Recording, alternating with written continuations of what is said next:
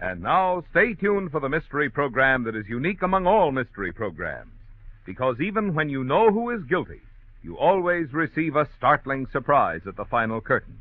In the Signal Oil program, The Whistler.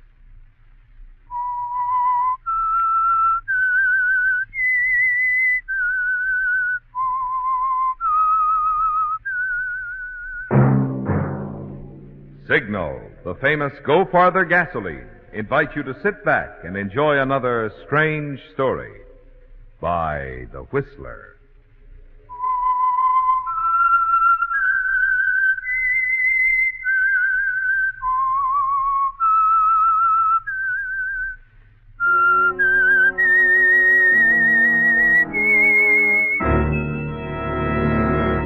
I am the Whistler, and I know many things, for I walk by night. I know many strange tales, hidden in the hearts of men and women who have stepped into the shadows. Yes, I know the nameless terrors of which they dare not speak. And now for the Signal Oil Company, The Whistler's strange story, Bad Penny.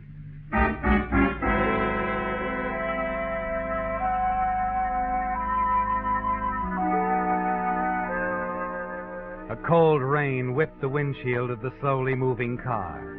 At each turn, the face of the driver grows more bitter with memories. It's been a long time, hasn't it, Whit? A long time since you left this staid little West Coast town, with the accusing eyes of the townspeople watching you go. Strange, they'd said, strange that a boy could be so unlike his father, the respected owner of the successful Summers Mills. After your last scrape with the law, he'd sent you away.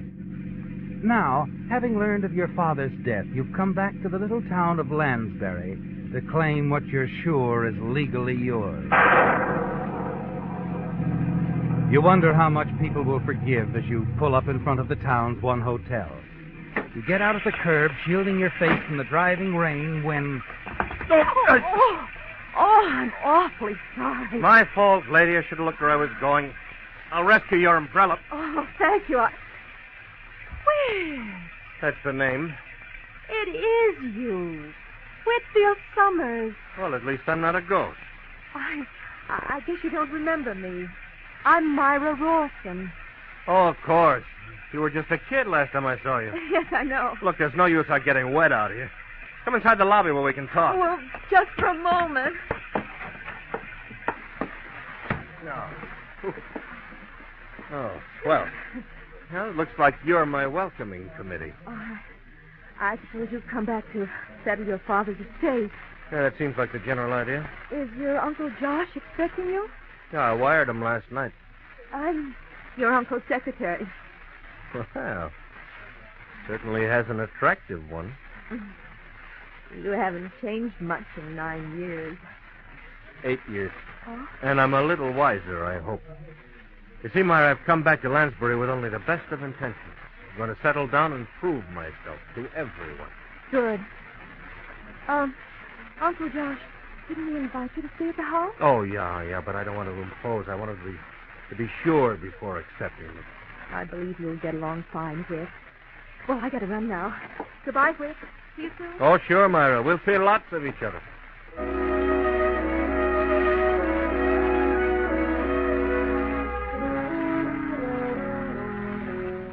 Yes, Whit, Myra is interesting, isn't she? But during the night, you begin to wonder about Uncle Josh, a stern, unyielding man. It was he who had urged your father to disinherit you, that dark moment in your life 8 years ago. But you're certain your father didn't take that final step, and that there's little Uncle Josh can do now to jeopardize your position. The next morning, as you enter his office, you're not surprised at his greeting. Well, Whit, so the bad penny comes bouncing back. Uncle Josh, I want you to know that I've come back determined to make a new life here and forget the past. I'm relieved to hear that, and we're going to give you the best opportunities to prove it. Oh, come in, Jimmy, come in. I believe this is what you wanted, Mr. Summers. Thank you. Whit, I want you to meet Jimmy Bentley. Jimmy, this is Whitfield Summers. How do you do? Welcome back, Mr. Summers. Oh, just call me Whit. Okay. We've heard a lot about you, Whit. Say, come to think of it, don't I remember you? Perhaps. Your father took me into the company several years ago. I owe everything to him. Your father financed Jimmy's education, Whit. He regarded Jimmy almost as a son, since his own son seemed to have deserted him. Well, I'm glad he had someone. But what's all this leading to? The papers Jimmy brought me are your father's last will and testament. Of course, you are interested. Oh, naturally, Uncle Josh. You're very fortunate, my boy. Your father left his entire holdings to you. That's no surprise. Well? But let me call your attention to this clause. And please listen carefully so there'll be no misunderstanding. However, until such a time as my son proves himself a competent person according to the provisions, I do hereby name Josh Summers as sole executor of my estate. So Father named you as executor? Yes, Rick, he did. Are you to have assistance in determining when I'm competent, Uncle Josh, or do you use your own judgment? The decision rests entirely with me. Until that time, the estate remains entirely in my hands. Well, then I guess I'll just have to prove myself to you. How long do you think that ought to take? It depends on you. But you can be certain I'll be fair, deserve your father's respect for my judgment. Oh, I'm sure you will, Uncle. Well, I guess that's that. Oh, if anything happens to me, who gets the mills, Uncle Josh? You? No, Jimmy Bentley here is next in line after you. Your father thought a great deal of Jimmy. He must have. Tough luck for you I came back, I guess, huh? Oh, no, I'm glad you're back. Really. It's what your father would have wanted. I'm glad you feel that way, Jimmy. Anything else, Uncle? No. I'm sure you'll want to start in at the mills just as anyone else and be promoted on merit alone. Right. Let me know when you're ready to prove yourself.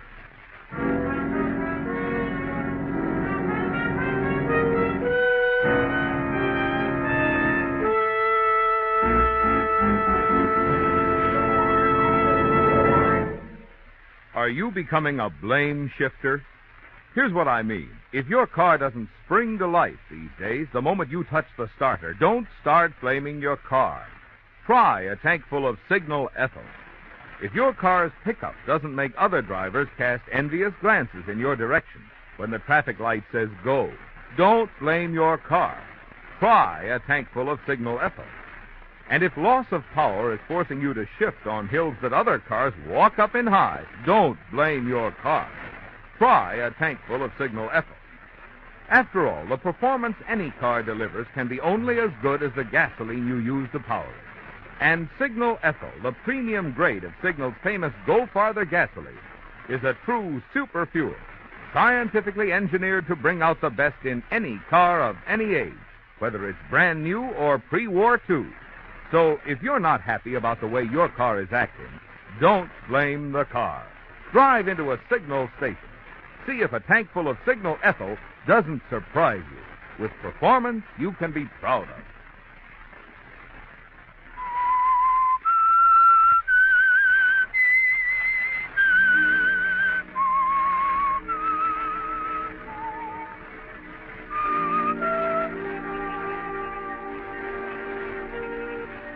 Well, Whit, your Uncle Josh Summers is the sole executor of your father's estate until such time as he alone decides that you're competent. You decide to remain permanently at the hotel so that you won't see your uncle too often while trying to win the friendship and trust of the people of Lansbury. Take an active part in business and social affairs. But it isn't easy, is it, Whit? After a few weeks, you'd almost give it up if it weren't for mine. And your interest in her seems to set everyone against you, too. Even your uncle seems obviously displeased when he sees you with her. And in the days that follow, you'll learn how much the citizens of Lansbury resent it. You're going to have to practice that step a little, Whit. I'm afraid I'm out of practice with this sort of dancing. I hope you don't mind. Of course I don't. Try again now. Oh, sure. You know, Myra, I never knew any girls like you back in New York. You mean the country cousin type? Oh, is that what they call it? Well, we must have labels. Oh, hello, Mrs. Huxley. Good evening, my dear. Where's Jimmy tonight? Why, He's working late. Oh, such a conscientious boy. I don't believe you two have met. Mrs. Huxley, this is Whitfield Summers. Oh, you're Whitfield Summers. I'm very glad to meet Well, you. I must be running, Mara. Say hello to Jimmy, won't you? He's such a fine young man.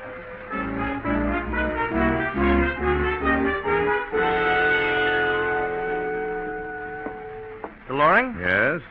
I've been referred to you as the president of the bank. I want to transfer my balance from New York, and as long as I'm going to live here, we might as well get acquainted. I see. And your name? Summers, Whitfield Summers. Whitfield Summers. Oh, yes. I saw you the other evening. You were with Jimmy Bentley's girlfriend, Myra Ralston. Just a moment, please. I'll have one of the tellers take care of it.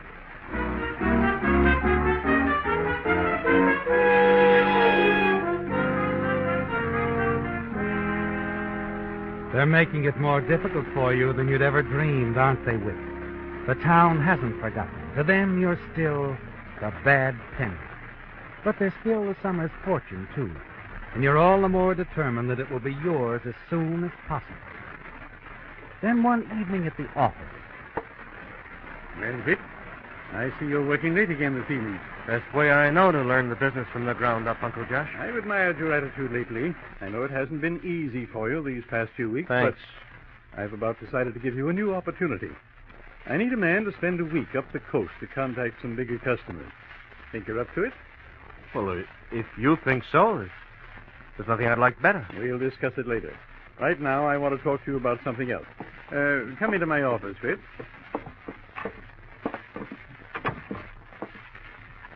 Why all the secrecy? Jimmy Bentley is working here late tonight, too. Jimmy? Yes, I'll put it straight, Whit. Whit, people are talking. Have they ever stopped? You've been seeing a lot of Myra lately, haven't you? Why, yes.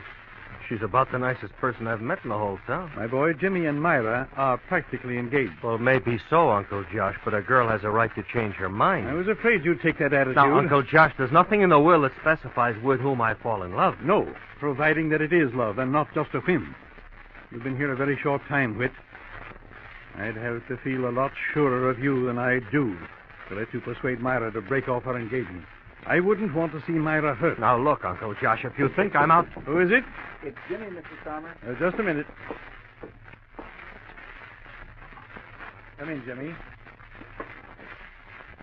You might as well. We were discussing you and Myra. It seems I'm providing Lansbury with some real juicy gossip. Well, I'm sorry, Whit.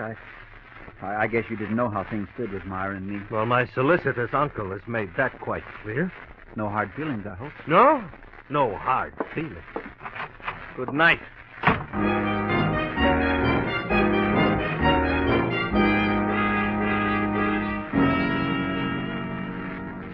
It's infuriating, isn't it, Whit?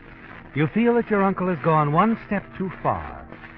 You know that you've got to find a way to settle all this. But first you determine to have a showdown with Myra. You pick her up in your car and drive to a quiet spot outside of town where you can talk. Now, why didn't you tell me, Myra? About Jimmy and me? Yeah. I didn't think it mattered at first. At first? Not to begin with. I just wanted you to be happy here when you came back. I knew that it would be difficult. Oh, thank you for the nice sisterly attitude. I'm afraid it isn't that anymore, Whit. What? I think I've fallen in love with you. Myra. I guess I knew it would happen all along. Oh, why, baby? Tell me. See, when I was a kid, I had a terrific crush on a guy named Whit Summers. Even when he was going through all that trouble those 8 years ago. Oh, I wish I'd known it. I'm crazy about you, Myra. What can we do about it? Uncle Josh won't make it any easier for me if I see you again. He's not fair. He's old and... Oh, I suppose I should feel sorry for him. He's sick. Twice this week I found him asleep with a burning cigarette on his bed. I'm very touched. I suppose you know he's sending me out of town for a week, just trying to separate us every chance he gets. Myra, what does the doctor say about Uncle Josh? Oh, he says the long hours of work at the mill have been too much for him. And the cigarettes. We're all afraid he'll start a fire in his den while he's asleep. You know, that could happen very easily, Myra. Very easily. Whit, what's to become of us? I don't love Jimmy anymore. Oh, darling, just trust me. We'll get out of this yet. You'll see.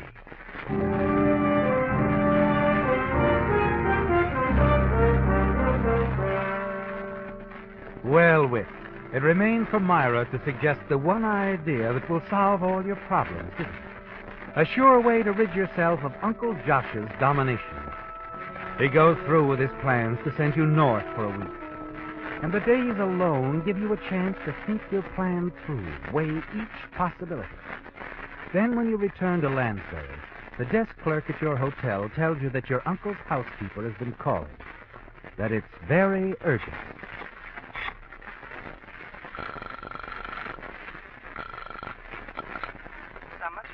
Oh, hello, Mrs. Adams. This is Whit. Oh, Mr. Whit, I've been trying so hard to get you. There's been an accident. What? Your uncle fell down some steps this morning and fractured his hip. It's pretty bad, is it? Well, the doctor says he'll be all right if he keeps quiet. But he's flat on his back, unable to move without my help. Oh, it's too bad. Can you put him on the phone? Sleeping now. The doctor says not to disturb him. But he's got a phone by his bed if you want to call him later on. I'll call him in a couple of hours. You've been very thoughtful, Mrs. Adams. Bye. And very helpful.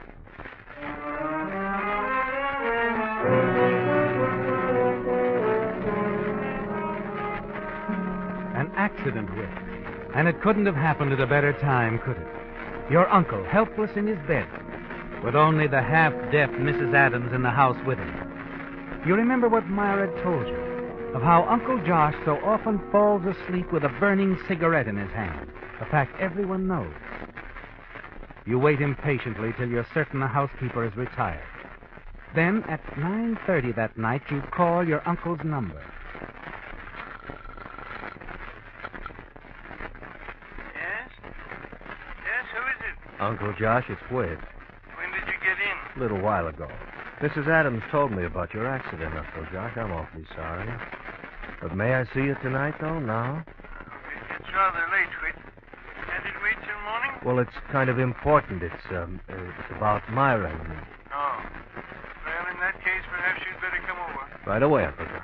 That back door downstairs is always open. Just let yourself in. I'll be there.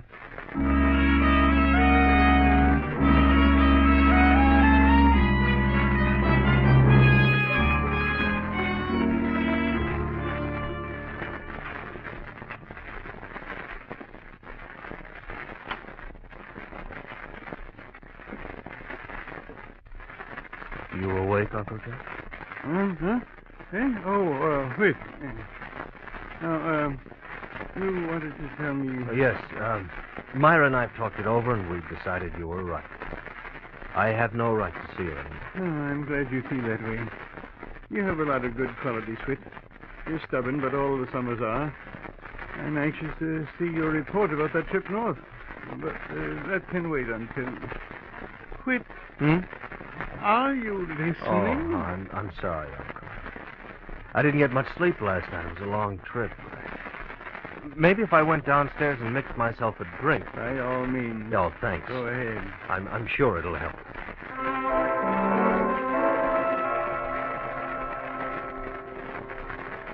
Yes, Whit, it will help. You take a long time downstairs making the drink. Also find it a good time to make certain Mrs. Adams isn't stirring about. Then you return to your uncle's bedroom, walking softly. Just as you'd expected. He's fallen sound asleep again. You touch his arm. Uncle Josh? Now's the time, isn't it, Whit? You place a burning cigarette on the ashtray near his bed. Drop a lighted match into the wastebasket nearby. Watch the flames reach to the curtains. And you slip downstairs silently and let yourself out the back door. No one sees you hurry the short distance to your parked car. You settle back behind your steering wheel. You wait only long enough to see the sudden reddening in the sky. And then... Good night, Uncle Josh, and goodbye.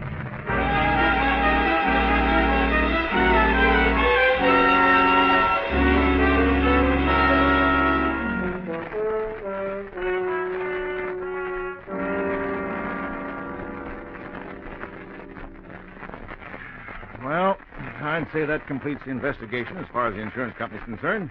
Mrs. Adams, you say you warned the old gentleman about smoking in bed? Oh, yes, Mr. Wilcox. I understand he'd been warned many times, Mr. Wilcox. Yes, it's a risky thing to do. The whole upper wing of the house completely gutted. Good thing the neighbors put in the alarm. Well, I might have slept right through. Poor old Mr. Summers. I'd say you're lucky to be alive yourself, Mrs. Adams. Yes, I would, too. Now, let me see.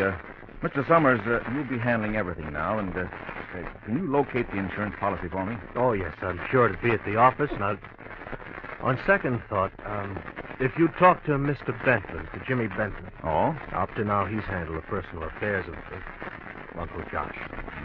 You understand, I don't want to appear to take over so abruptly.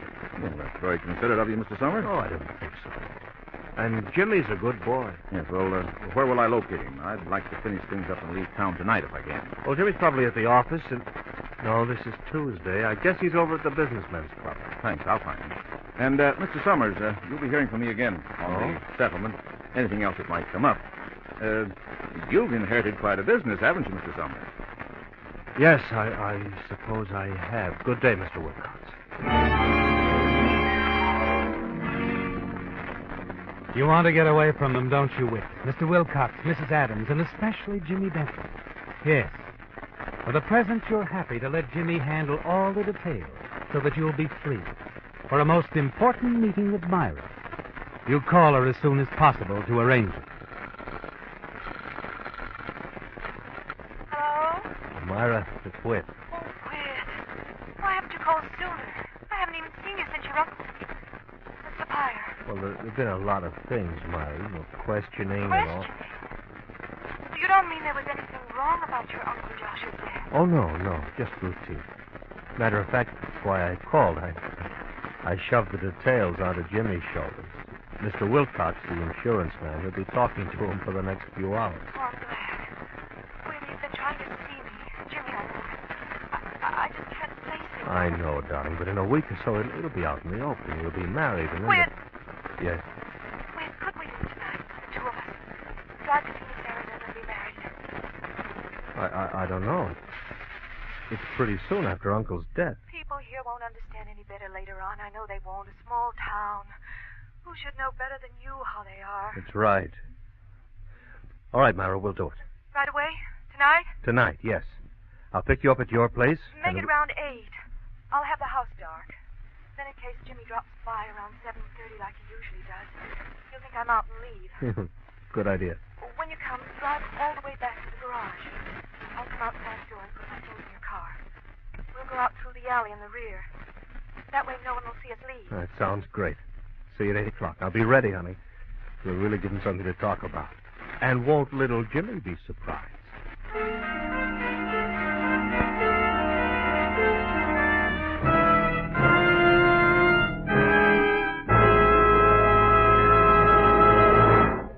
How dangerous a driver are you?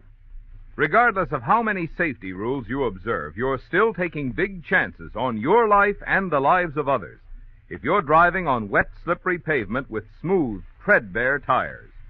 What's more, safe new tires probably cost far less than you expect, thanks to the generous trade-in allowance signal dealers are now offering on nationally advertised Lee tires. And when I say Lee, you know that for half a century there has been no tire finer. Today's Lee Super Deluxe tire, for instance, has an extra wide, extra flat 8-rib tread for added traction, plus extra quantities of rugged cold rubber, which Lee toughens still further with patented Fill Black O. Result, you not only enjoy far quicker stopping and non-skid protection, but also such amazingly long wear. Lee backs this Super Deluxe tire with 2 guarantees: a 15-month road hazard guarantee, plus a lifetime guarantee against defects. So play safe this rainy season. Find out now how little it will cost to replace your smooth, dangerous old tires with safe, rugged new Lee tires, proudly featured and guaranteed by 19,000 dealers throughout America, including all Signal service stations.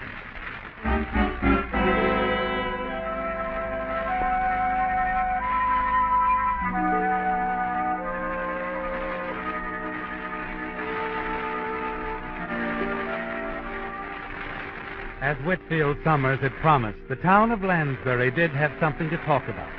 The murder of a prominent citizen. When the Lansbury police found the dead man in the wrecked car at the bottom of the cliff facing near the ocean, their first conclusion was that the victim had met his death as the result of an unfortunate accident, due perhaps to a mud shoulder on the road from the recent torrential rain. But next day at the coroner's inquest, unexpected testimony from an eyewitness revealed a startlingly different picture. You say Mr. Wilcox that you were trying to find Jimmy Bentley. That's right. Whit Summers told me himself to see Bentley regarding the policy covering the fire at Joshua Summers. I went to the businessmen's club, and he just left. Later, I went to his office, and he wasn't there either. How did you happen to go to Miss Ralston's house last night? One of the girls in the office told me young Bentley was in the habit of calling on Miss Ralston every evening. So I decided to have dinner at the hotel, and then take a cab out to her house. And is that what you did, Mr. Wilcox? Yes, sir. When I reached Miss Ralston's cottage, it was quite dark, so I rang the front door bell, but nobody answered. I figured nobody was in and started back to the cab. That's right, Mr. Coroner. I was waiting my cab for him. Proceed, Mr. Wilcox. Well, as I was walking toward the cab, I heard some sounds from the back of the house. I decided to take a look. When I got about halfway back, what I saw stopped me cold. I hid in the side doorway and watched. I saw a man and a woman carrying a body. As they opened the car door, the interior light flashed on, and I recognized this man and this woman. Now, this man got into the car with the body and drove away through the alley. Then this woman followed him in her car. Then what did you do? Well, I notified the police. Thank you, Mr. Wilcox.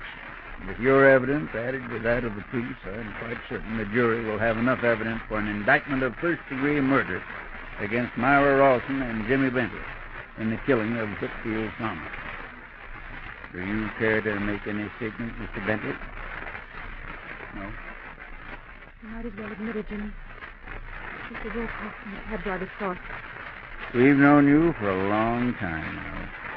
Why did you kill Whitfield Summers? Quite simple. Jimmy and I were in love.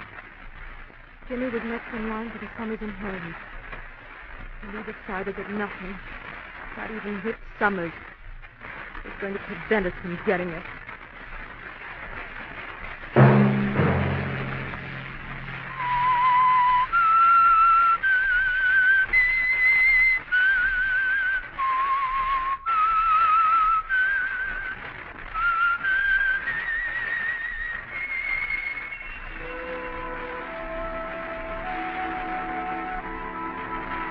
Let that whistle be your signal for the Signal Oil program, The Whistler, each Sunday night at this same time. Meantime, Signal Oil Company and the friendly independent dealers who help you go farther with Signal gasoline hope you'll remember. Regardless of what gasoline you use, you'll enjoy more miles of happy driving if you drive at sensible speeds, obey traffic regulations, and avoid taking chances. You may even save a life, possibly your own. Featured in tonight's story were Bill Foreman as the Whistler, Larry Dobkin, Gene Bates, Norma Varden, Norman Field, Harley Bear, and Jess Kirkpatrick. The Whistler was produced and directed by George W. Allen, with story by Margaret Solonston, music by Wilbur Hatch, and was transmitted overseas by the Armed Forces Radio Service. The Whistler was entirely fictional, and all characters portrayed on The Whistler are also fictional. Any similarity of names or resemblance to persons living or dead is purely coincidental. Remember to tune in at the same time next Sunday when the Signal Oil Company will bring you another strange story by The Whistler. Marvin Miller speaking for the Signal Oil Company. Stay tuned now for our Miss Brooks starring Eve Arden, which follows immediately over most of these stations. This is the CBS Radio Network.